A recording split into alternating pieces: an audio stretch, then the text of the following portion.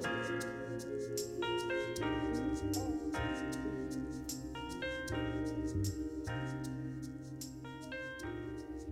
everybody and welcome back to the podcast. You are listening to Be Candid with your host, me, Amber. I am currently sat in my bedroom. I'm back on my bed getting cozy. I'm home alone, so hopefully it will be nice and quiet for you, but I have got my windows open because it's like peak summer London right now, so bear with me. But today we are going to be talking all about how to find a job in London specifically, just because that's been my experience, and I know a lot of people who watch my YouTube videos or follow me on Instagram are also London based or hoping to be London based, so I just thought it would kind of make more sense talking about something I actually have experience about. But the reason I thought this would be kind of a good topic to discuss is because, life update, I have started looking for a new job. Now, if anyone I currently work with listens to this podcast, I'm in big trouble because this is news to everyone. The only person who knows that I'm looking for another job right now is Christian. Like, I haven't even told my family or my friends yet.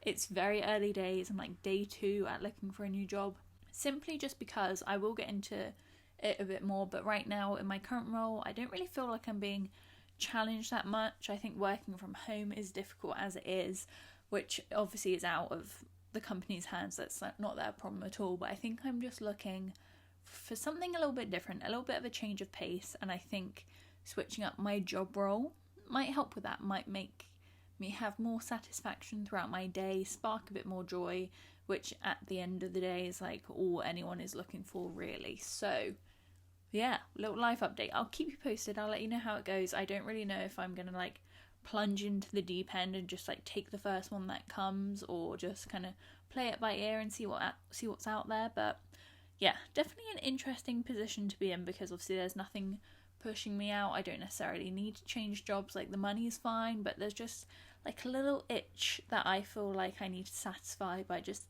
having a look out there and maybe starting a new job. So I thought we could go through the whole process together. Hopefully if you're listening to this episode, you're either currently looking for a job or like furloughed and trying to find a job, newly graduated, because girl, I feel ya. I graduated in May 2020 and was furloughed for a very long time. So I think to start this podcast episode off, so we know where we're standing, I'm just going to go through a little bit of my work history, I guess, just so you know what my background is and like my work experience and everything like that.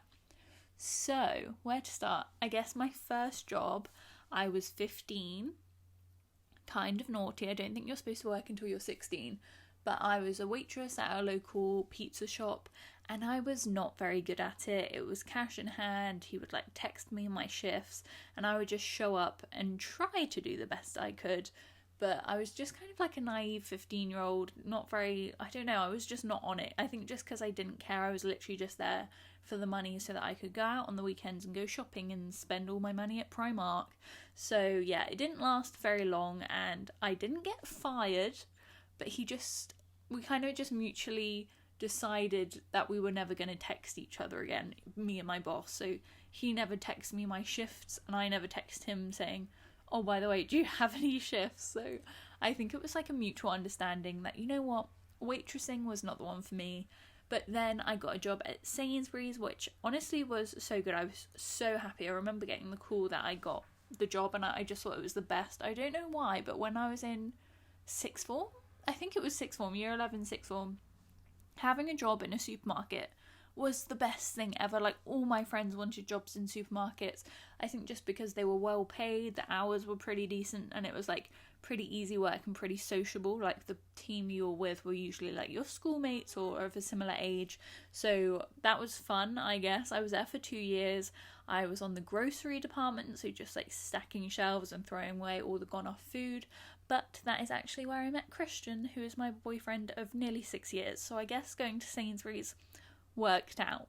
But yeah, I left Sainsbury's when I went to uni because I moved from Bournemouth up to London, and that was a whole new ball game. Obviously, having a couple of years experience already in work, no matter what industry it was super handy, and there was the option to transfer with Sainsbury's.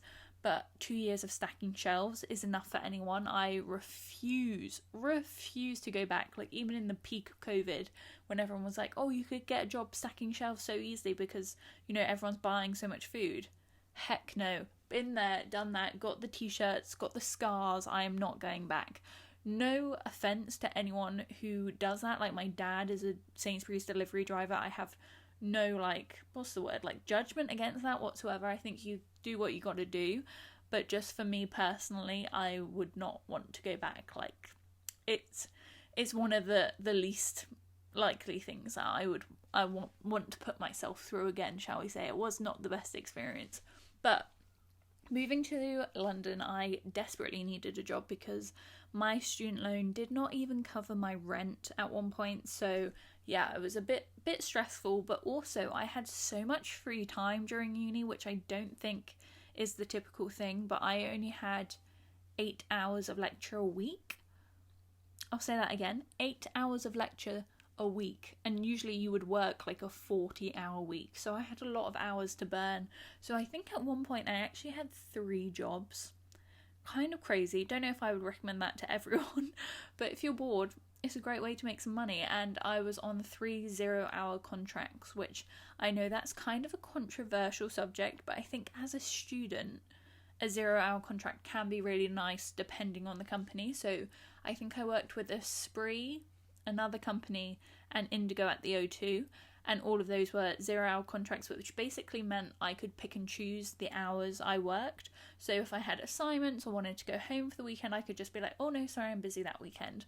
Obviously, it does also mean that the employer does not have to give me hours. So if they were going through a time of, like, I don't know, like low demand or whatever, didn't have any jobs for me, I can be like, well, I'm contracted 12 hours, like, you have to pay me for 12 hours.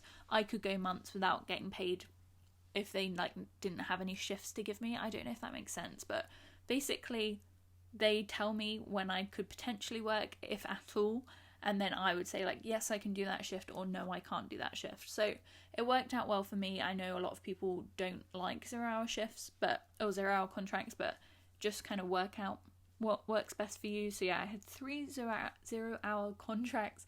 Again, there were 2 waitressing agencies that I worked for, so they were always at a different venue, and it was like event waitressing, which was kind of related to what I wanted to do, because I did events management as a degree, wanted to become an event manager or like an event executive, event producer, whatever you want to call it. There's so many different words for it. So I thought that was good because it was kind of in the industry, as well as Indigo at the O2 is obviously a like concert gig space, concert venue. So I was just behind the bar, like pulling pints, but I was still in that kind of event arena of like boxing events and Justin Bieber concerts and what else was there, like dancing shows and everything like that. So I had some experience with that as well.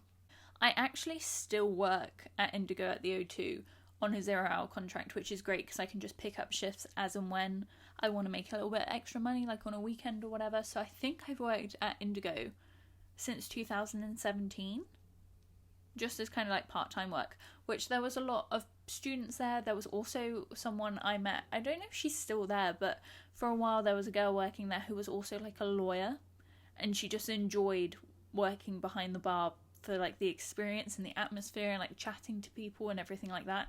And it was kind of how she blew off steam, was working at Indigo at the O2, which I found really interesting. So you don't necessarily have to be a student or newly graduated to work in these kind of places. Some people use it as a hobby whilst making a little bit of extra money, so why the heck not?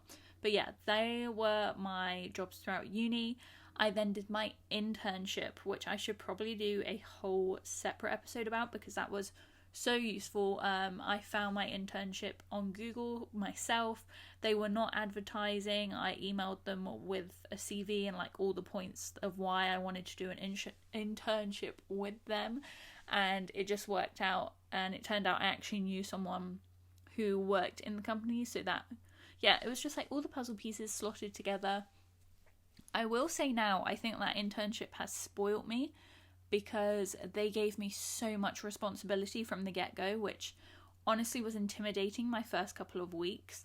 But by the end of my internship, I had got a pay rise. I had been asked to stay on. I was training my other teammates because I worked as an event planner, and the event planning team hadn't been set up yet. So I was like the second event planner the company had ever had. So when they were recruiting new event planners, I would then train them up, which was really exciting, gave me obviously a lot of responsibility. And at the highest points, I would plan like 8 events a week. It was super, super busy, but still Monday to Friday, 9 to 5, super easy. So I did that for over a year, and honestly, it was so much fun. There were still times where I was not that busy. This seems to be a recurring theme. I was just not that busy during my internship, so I would like get told off for watching YouTube videos, and then I'd be like, well, can you give me some more work? And they'd be like, no. So, well, what am I supposed to do? I don't know why this seems to be my issue. I don't know if I just like do things quickly, or what. It just seems to be a recurring theme for some reason. But yeah, my internship was really good. I think I definitely romanticize it. Like, looking back, I think when I was there, I didn't really enjoy it hugely, but I can definitely see the benefits looking back at it now, and I would highly recommend anyone to do an internship. Obviously a paid internship if you can, because unpaid internships in my mind should be illegal. Like, that is just like free labor and just a hot mess, honestly. I mean, do what you got to do, and if you're able and fortunate enough to be able to do a free unpaid internship, like, it's going to look good on your CV regardless. But definitely if you can find a paid internship, obviously easier said than done, but that is definitely the route I would encourage you to go, just so that you're getting paid for all the effort you're putting in. And then that brings us to being furloughed. So I graduated in May 2020. I think I was already on furlough at that point from the O2, because obviously they had stopped doing events. So I was like, I need to make money quick, because I'm never going to be able to afford to stay in London. Otherwise, I'm going to have to move home like everyone does when they come out of uni. They go home, they live back with their parents, and then they never leave again, which I know is a lot of people's scenarios. Like, they've had to move home just because they couldn't find a job wherever they graduated, etc, etc. And I definitely believe, like, obviously that situation is completely different. You can 100% move back out of home and kind of find your path again. But for me personally, I just didn't know if I would get too comfortable living at home. Also, Christian, my boyfriend, was already living with me up here, and he had a job up here, so it just made more sense for me to try and find a way to meet ends meet. And I did that through babysitting, which, if you follow me on Instagram for a while, you would have seen, because the kids I looked after were so damn cute. And there is part of me that wishes babysitting was enough for me, because it's kind of, I don't want to say it, but it's a very easy job, depending on the person, depending on your skill set, or like your patience, or whatever, what kind of person you are. If you really like kids, it can be an easy job if you have an easy family and everything like that. Obviously there's a lot of factors that go into it, but I found it quite easy just because I was looking after 2 young boys, 4, and I think the youngest one was like 10 months when I started, and the 4-year-old would go off to nursery. I would only see him for like an hour a day. My hours were 9 till 4, I think. And the parents were absolutely lovely, like, could not rate them enough, like, so chill, so damn chill, which was so lovely. And this little boy that I looked after every day, the 1-year-old, was gorgeous, like, just a dream child. And I just didn't really stress about it too much. And I don't know if it's just because it's not my kid, but like going to the park, reading whilst they're having a nap, I would like embroider. I had my little embroidery hoop, which I would do whilst he was like sleeping in the car. I would take him to the museum, and then I would just pick the other kid up from nursery, and it was very chill. But again, it just became very repetitive very quickly. Obviously, young kids have a routine. You have to kind of stick to that routine in terms of when they eat, when they sleep, and everything like that. So I think I did that for about 5 or 6 months.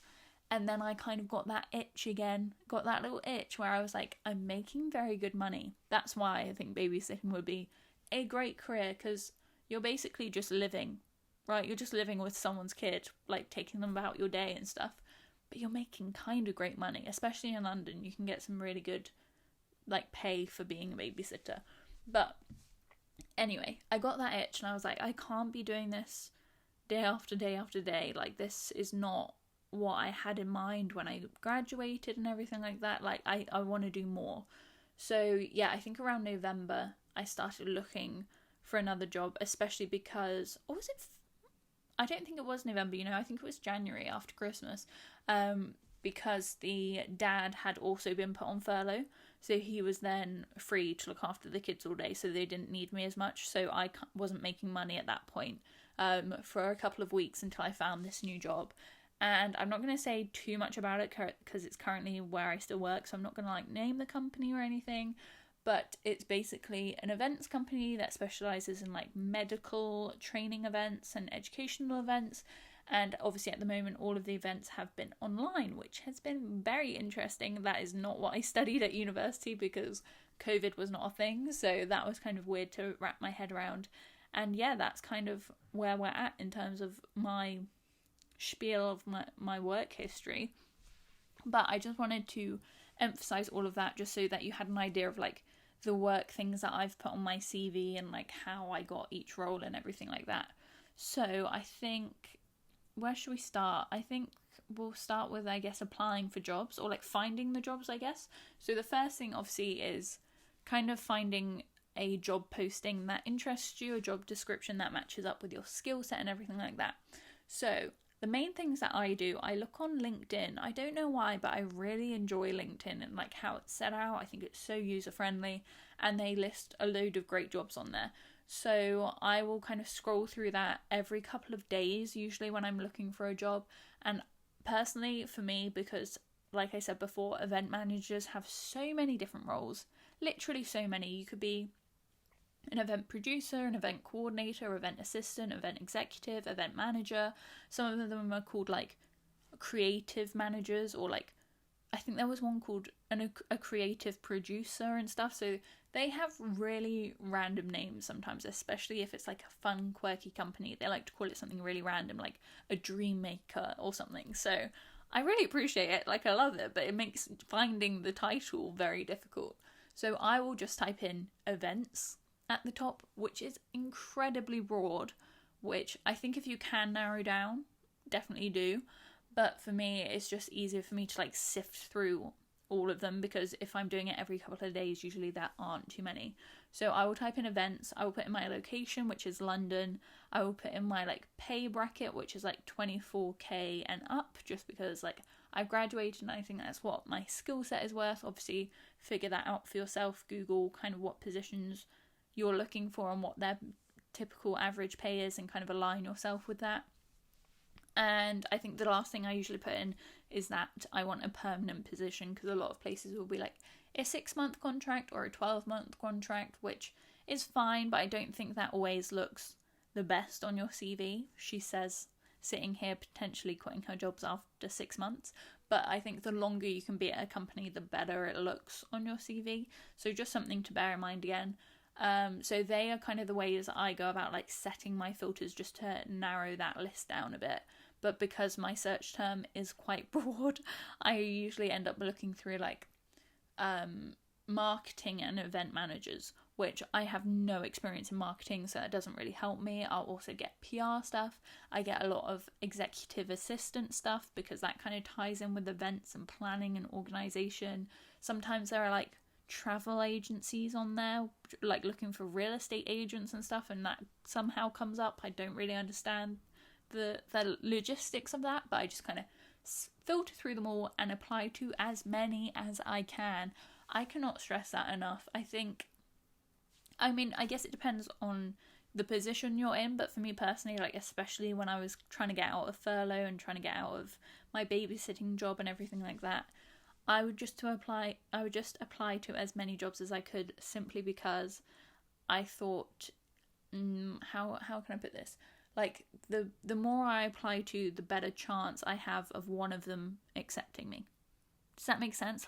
If I applied to 5 and got 5 rejections, that's oh, damn, that was so easy. Whereas if I applied to 150 and 5 of them responded, that's still 5 that responded. Now, obviously, like I said, it kind of depends of the situation you're in, because if for me, like right now, I'm looking for something quite specific because it needs to be good enough for me to leave my current role, and it needs to be different enough for me to leave my current role. So then I kind of have to narrow it down a bit, because I don't want to just apply to like loads of like conference producers or meeting producers or whatever, because that's kind of what I'm already doing, and I've kind of found that actually that's not for me anymore. So I kind of have to figure out the more creative roles or the agency roles, or just kind of tweak it a little bit. But if you are in the initial stages of trying to find a job, apply to as many as you can, for sure. Especially like LinkedIn has a really easy, like, you just like click one button and you've applied, which is amazing. Just make sure obviously all your stuff on your LinkedIn profile is up to date, and put a nice photo on there and stuff. And the other website I use is just Google, which I don't enjoy as much, because you then have to apply through like 1,000 different websites. So you might find a job that looks really great, and it's like, apply through read.co.uk. Fine, easy, you can upload your profile, click with one button. But then sometimes it will be like, apply through jobs1234.co.uk, and it's like this weird website you've never heard of, so you have to set up a whole profile just to apply for this one job that you potentially may not even hear back from, and that can be kind of frustrating. I will say, applying for jobs, trying to find a job on that job hunt grind is not for the lighthearted. Like, it takes time, it takes perseverance, and it can be a lot, especially if you're writing cover letters and everything like that, which is a whole other spiel. So I guess we'll touch on that in terms of like your cover letters and what you're using to apply for these jobs.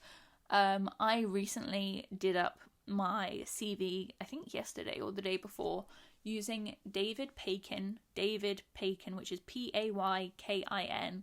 Now, this is not sponsored or plugged or whatever in any way, but I found him on TikTok, and he's one of those actual creators that gives you value for free, which I know sounds super cheesy, but I've seen so many people on TikTok saying, this is how I make £5,000 a month, and then it's like, buy my guide to find out how, and it's like, hang on a minute, you're earning £5,000 a month because you're selling this weird guide to people on like false pretenses or whatever. Like, maybe it's useful, but to me it seems like a bit scammy. This guy has free templates for everything. It's so good. I love it. And I used it to do over my CV, and so far I've received good feedback. So I'm pretty happy about that. But he basically has like a pretty typical layout for the CV. I kind of changed the font because it was like very traditional font. And he's also American. And I think in America, you don't have a personal profile on your CV. And your CV also has to be one page, which I have no idea how people do that, because mine is 2, and I always have to squeeze stuff in to make it down to 2. It could easily be like 3-4 pages, because I'm a waffler, if you couldn't tell by this podcast. But I used that, I really enjoyed it, and on his TikTok account, he has loads of great ways to phrase your job and work experience in a way that's going to be important to employers. So he'll do like examples for Starbucks, and he'll be like, did you just serve coffee at Starbucks, or did you memorize 250 drinks whilst making personalized recommendations for an average of 300 customers a day? Does that not sound hella impressive? I was like, no, I just worked at Sainsbury's. And he's like, did you just work at Sainsbury's, or did you collaborate with a team of 12 to receive a 90% customer satisfaction? It sounds crazy. It sounds so good.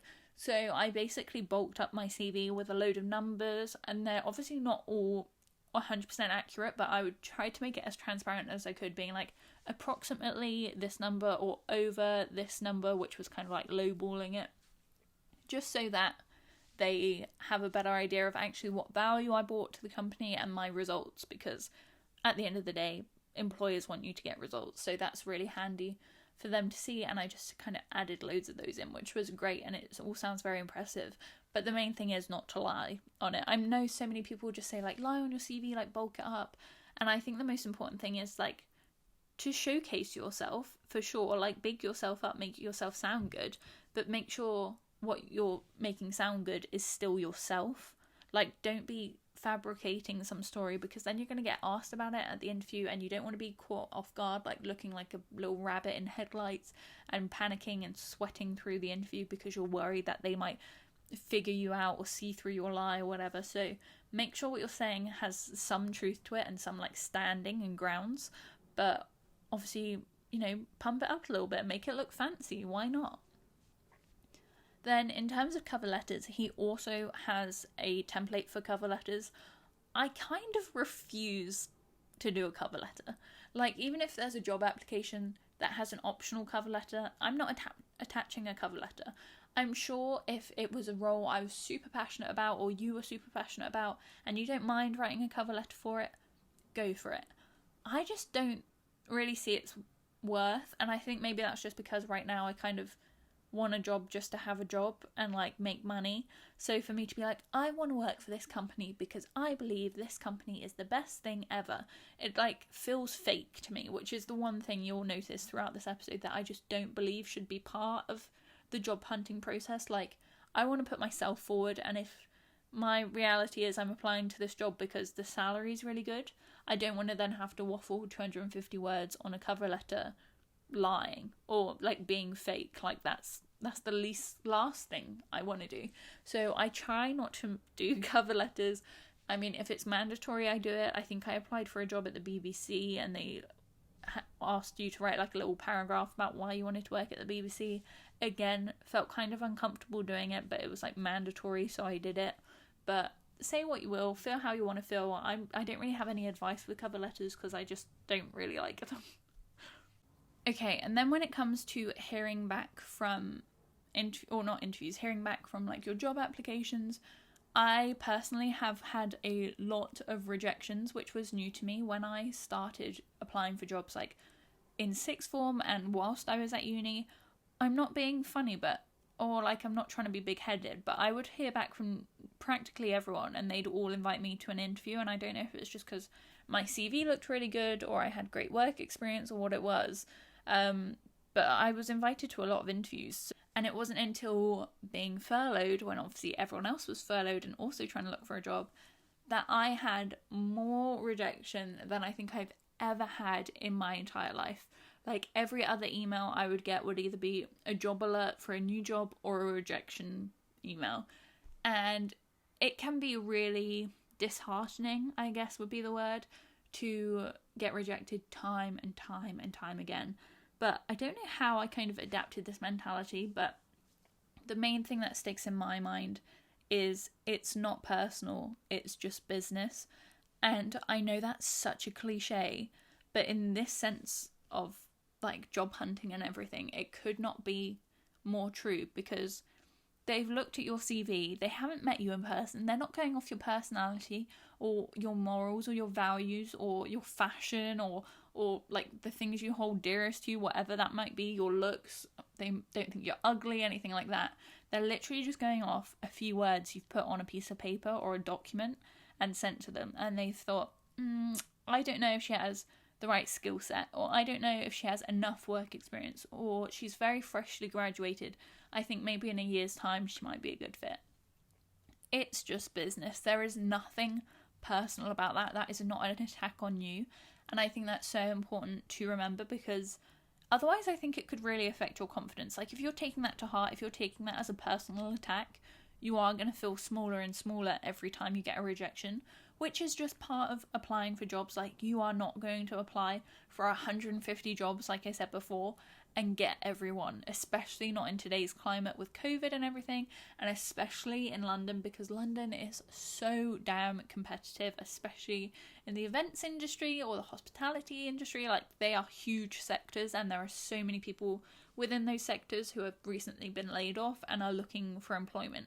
So you kind of have to get used to the fact that you're going to face rejection and just kind of learn to swallow that pill and just get over it and move on to the next rejection email. But when you finally do hear back from the potential employer or the recruitment agency and they invite you in for an interview, we're going to be talking all about how to prep, because I think this is really important. And I don't know if that's just me being a goody two-shoes, because I like to revise for exams and everything like that, and I'd like to read all my books before coursework and things. I am just one of those people. I am an academic, so I like to prepare for my interviews. I think the thing that scares me most is failing. Like, fear of failure is terrifying to me. but I also think it's a certain pressure that I put on myself, which I've also spoken about on the podcast before. But letting myself down is kind of my biggest fear. So if I know I am as prepared as I can be going into that interview and I have put my best foot forward, it doesn't really matter what their response is, because I know I've done everything I can. And then that makes me be able to like swallow that pill and kind of get on with my day, because I haven't let myself down, because I've done everything I could have. So the main ways I like to prepare for an interview, I will Google the company, obviously, and kind of do a background check about like what they're up to, what their kind of focuses are, if they have any like pillars, or what do you call them, like an ethos or anything like that. I'll try and memorize it, just because I have been caught out before when someone's gone like, what's our motto? And I'm like, I don't freaking know. And I think that happened to me when I was like 16. So ever since then, I memorised those bad boys. So no one's going to catch me out. I'm not going to be sat there like a deer in the headlights, because I know the freaking answer. So I will rehearse that time and time again. I will also write out a list of practice questions or things I think they're likely to ask, because obviously they're going to ask some things that are different or unexpected, but a lot of interviews have like a certain formula or a certain set of questions that people like to ask, like what's your biggest weakness, how would your teammates describe you, why do you want to work here, what do you think you could bring to the role, what do you think you could bring to our work environment, if you saw someone doing something wrong, what would your reaction be. In terms of events, jobs, they like to have a lot of scenarios, so it will be like, your speaker's train is delayed and can't make it to your event, what do you do? Or the power shuts off in the middle of the event, what do you do? Or I don't know, those kind of things, like someone arrives and they haven't RSVP'd for the dinner, what do you do? All of those kind of things, you know. So get prepared for those, kind of figure out just some main points. I don't like write myself out a full like script, but I'll put main weakness Excel sheets, or like my friends would describe me as, and then I'll just put like approachable or something. And then because I have the gift of the gab, because I can sit here for 45 minutes and just spiel at you, I will then do that to my poor potential employer sat opposite me. So I will remember the word approachable, and I will say, well, I think my colleagues would describe me as approachable because I'm always there to offer a lending hand, whether it's work or personal stuff. I always try to make times for my colleagues just so that they feel valued in the team. I really enjoy working with people, so I want them to feel like I care about them or whatever. Do you know what I mean? I just kind of run off that until I feel like I've said enough or got like the nod of approval, like the little glint in their eye to know that I've said the thing that I needed to say. So that's my top tip for sure. You've then obviously got to pick your outfit, which I think just choose whatever's comfortable. Obviously look at the kind of style of the company, whether it's like super creative and you can go in jeans, or whether it's super corporate and you need to be in like a 3-piece suit or whatever. Kind of judge it from that, but also wear something comfortable. Like, you don't want to be sat in your interview pulling down your skirt because you're nervous it's too short, or like pulling at your collar because it's too tight. And for me personally, probably TMI, but I'm a sweaty gal, especially when I'm nervous. I get clammy hands, I sweat a lot, so I don't want to be wearing anything that's going to be showing my pit stains, because that is not attractive. Like, I can be sweaty, I can know I'm sweaty, but I don't want my future employer knowing I'm sweaty. It's a whole other ball game when I have to go to shake their hand at the end of the interview. You will see me scraping my hand down the side of my leg to try and get rid of the clammy hands that are going on. But that's just the reality for me, and something I'm well aware of. Another thing I will say is don't wear uncomfortable shoes, especially girls, I'm talking to you. Don't wear any heels that you can't actually walk in, because it just does not look good. I've had personal experience of this, of rocking up to an interview and wearing shoes that are uncomfortable or too high, and you kind of totter in. Like, it just doesn't make you look like the most experienced person. Do you know what I mean? Because you don't even know what shoes fit you at that point. So, like, how are you going to be able to run an event? So, things to consider for sure. Obviously, very superficial things, but things that obviously the employer is going to take notice of, because that could be their first and only impression of you. So, you want to make sure it's a good one. And then, I think to round off my episode today, I'm also thinking I might have some questions on the Instagram, so I need to check that in a minute. But I just wanted to leave you with my 3 top tips to take away from this episode, because obviously once you've done all of that, your interview and everything, hopefully you'll hear back and they'll accept you, and then you're good to go. You just got to like sign the contract and agree your rates and everything. I will say the other thing is you might get approached by a recruitment agent, just because sometimes you can like advertise your CV online, or when you apply to these random job sites that I was saying before, they'll like post your CV somewhere for you, so they might get in contact, in which case I would always say look at the job description before you say yes to anything like an interview or whatever. Like make sure they send you over the job description, because they're a bit like car salesman recruitment agents, because they get money from the employer, so they want to get as many people through the door to an interview as they can. So they might try and like fabricate a little bit of what the job entails, or kind of big it up a little bit. So you want to see what's written in stone on that job description, just so it matches up with the idea that you have or what you want to get into. And then go ahead and say like, yes, please send my CV to the employer. But definitely is something to notice, just because I had that experience today. So a little thing to add on the end there. But in terms of my 3 top tips, number 1, apply to the masses. Like I said, apply to as many jobs as you can.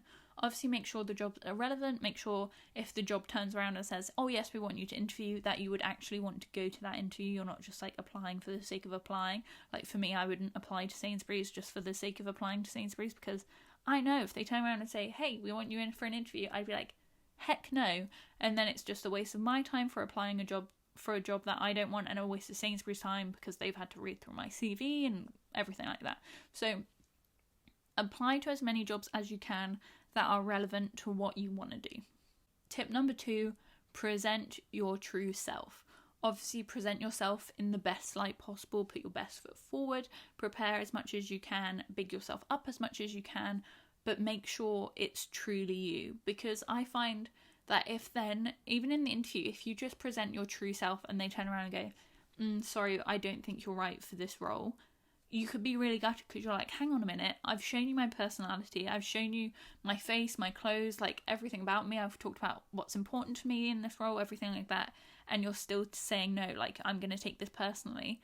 But because you've been your true self and you've put your actual self forward, like sure, you might have bigged it up a little bit, but at the end of the day, it's pretty close to what you have to offer, and they're saying no, they are doing you a favour by saying no, because they've met you, they like the things on your CV, but they've seen your person and been like, actually, I don't think she's going to fit in well with the rest of the team, she'd really hate it here.